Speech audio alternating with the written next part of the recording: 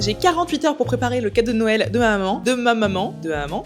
Et cette fois, au lieu de lui bricoler un truc qu'elle va accepter par courtoisie ou de lui offrir un truc qui sert à rien et qui va prendre la poussière dans son armoire, j'ai décidé d'user d'un de mes nombreux talents, ma passion pour la technologie, pour lui offrir un truc vraiment utile. Je t'explique. Ma maman est prof d'allemand. Promis, elle est très gentille. Mais son travail ne se limite pas juste à donner 30 à 40 heures de cours par semaine à ses élèves, ce qui est déjà beaucoup trop d'interaction sociale à mon goût, et de aussi créer tout le matériel, les fiches de révision, les fiches de vocabulaire, les questionnaires, les quiz, les examens, trouver les articles, les films, les séries à faire voir à ses élèves, et après chaque cours, écrire un résumé avec les points pédagogiques que l'élève a. Bref, beaucoup trop de trucs. Ça lui prend des heures et des heures de son temps personnel en plus, et si vous connaissez des profs, vous savez qu'elle n'est clairement pas la seule dans cette situation. Bon, je vais me lever parce que ça fait mal. Avant qu'on commence, je me suis même pas présentée, je m'appelle Léa, je fais des vidéos sur internet où je parle de tech essentiellement, et de tout ce qui m'intéresse. Donc si ça t'intéresse aussi, n'hésite pas à t'abonner, à liker cette vidéo, à t'abonner sur Instagram, sur TikTok, et à laisser un commentaire. Voilà, j'ai rien oublié. Comme beaucoup de nos parents, ma mère n'y connaît strictement rien en tout ce qui est IA, LLM, ChatGPT, etc. Enfin, tout ce que j'ai utilisé pour tricher à l'école. Alors que ces outils pourraient lui faire gagner des dizaines d'heures par semaine. Et il est temps que ça change.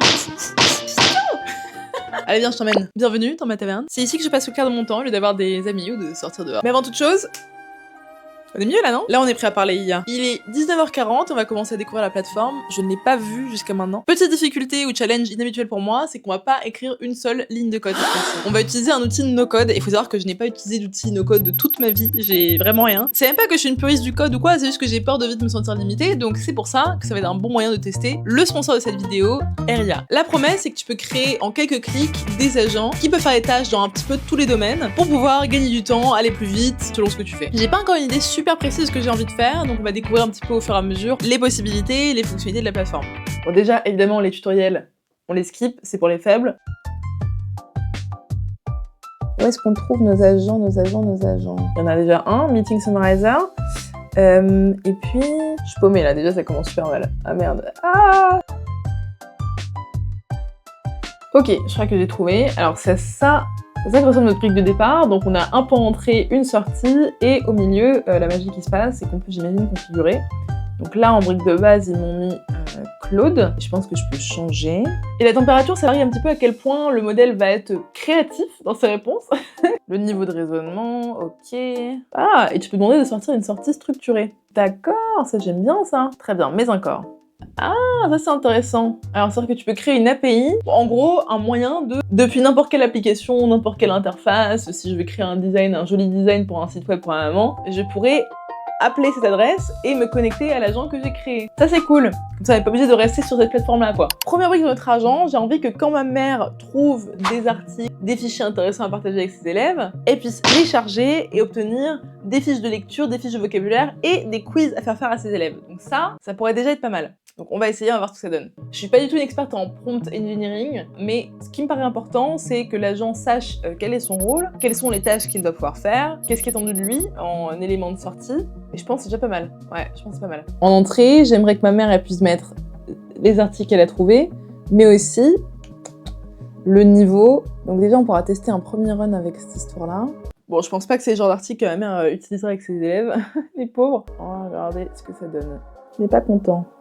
Pourquoi il est pas content? Ok, je crois que j'ai réussi à avoir quelque chose. Je vous montre. Première tentative. Donc là, c'est encore assez basique. J'ai une entrée où je peux indiquer le niveau de l'élève. Là, on va dire que par exemple, c'est un élève niveau A2. Et ici, pour l'instant, je vais juste mettre mon article. Hop. C'est hyper satisfaisant la petite animation là comme ça. Et je vais demander à chaque fois de me sortir du coup la traduction en français et une phrase d'exemple. Comment le mot est utilisé en allemand. Donc là, ça run en entièreté. Ok, pas mal. Donc là, je pourrais ajouter d'autres variables, notamment combien de mots de vocabulaire j'ai envie d'avoir. J'aimerais bien indiquer est-ce qu'on a besoin de la traduction ou non, parce que chez ma mère, elle fait beaucoup de trucs genre sans traduction pour faire travailler un peu les élèves. Et on aura déjà un truc vraiment plutôt pas mal. Ok, j'ai pas mal avancé. Alors aujourd'hui, on a un agent qui est responsable de créer les fiches de vocabulaire et un agent qui est responsable de générer des exercices à partir de l'article. Donc ma mère, elle charge son PDF avec son article sur la plateforme, peu importe à quoi ça va ressembler. Le contenu est généré par les deux agents qui sont spécialistes dans leur matière. Et étape la plus importante, à la fin, j'ai un élève qui va venir évaluer le contenu. Pour pouvoir faire un retour à ma mère, pour lui dire attention, telle partie, tel exercice peut potentiellement être compliqué, ou tel mot de vocabulaire, ça vaut le coup de passer un petit peu de temps dessus, etc. C'est ça qui est cool avec les agents, c'est qu'au lieu de juste parler avec un chatbot, là, je peux leur assigner des vraies responsabilités, ils ont un rôle, ils ont une mission, et pour évaluer la sortie d'un autre agent, par exemple, c'est tip top, parfait. Mais j'ai envie de m'amuser un petit peu, j'ai vu qu'il y avait des outils qu'on pouvait ajouter sur la plateforme. Donc là aujourd'hui tout est sur la plateforme, ici ça me génère que du texte.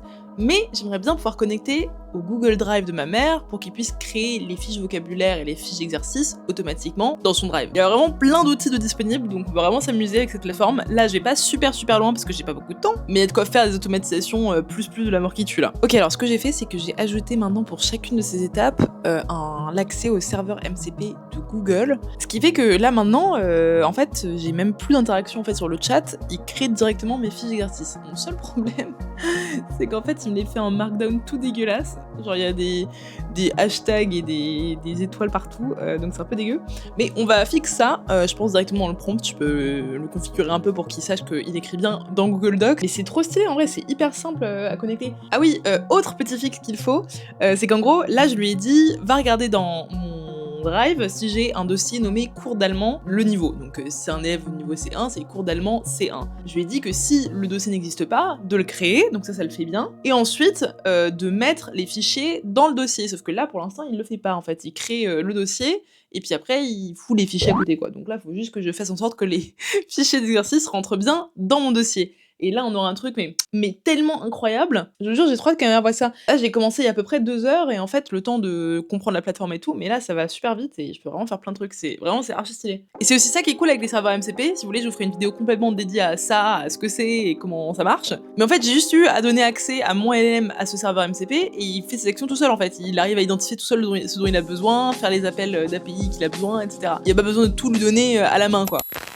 Effectivement, en ajustant le prompt et après quelques tentatives, j'avais un résultat qui était plutôt pas mal. Même parfait en fait. Au final, ce qui fait la réussite d'un agent, c'est tout d'abord la qualité du prompt, ensuite l'accès aux bons outils et surtout la bonne identification du besoin au départ. Un agent très spécialisé marche toujours mieux qu'un super agent qui fait tout mais de manière pas ouf. Et d'ailleurs, il y a une vraie raison scientifique derrière ça, donc si t'as envie que je te l'explique en vidéo, laisse-moi Iron Man en commentaire. Mais pour plus d'inspiration, j'ai pu jeter un coup d'œil à leur page communauté qui montre différents templates postés par d'autres utilisateurs, comme celui-là par exemple qui crée des résumés à partir d'articles de recherche. Et d'ailleurs ça pourrait m'être très utile pour de futures vidéos. Update, il est 23h, j'allais me coucher.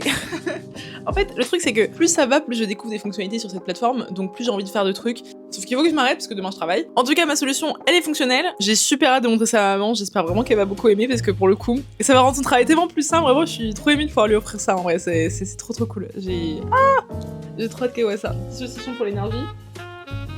Toujours une nutrition très équilibrée les développeurs. Bonne nuit. À demain, enfin à tout de suite du coup.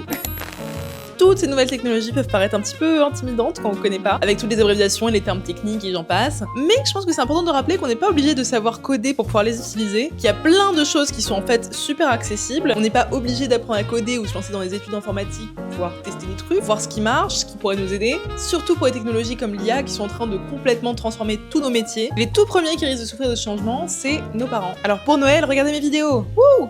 Merci beaucoup à Aria d'avoir sponsorisé cette vidéo et de m'avoir laissé tester votre super outil. Si vous voulez essayer vous-même, n'oubliez pas, vous avez tous les liens en description. C'était super fun à faire comme vidéo, en vrai j'adore le long format, je pense que ça pourrait bien m'aller. Dis-moi en commentaire si t'as une autre techno que t'as envie que j'essaye, ou un tech gossip que t'as envie que je décortique. Je fais ça avec plaisir. Je vous souhaite un joyeux Noël, une belle année, et je vous fais des bisous.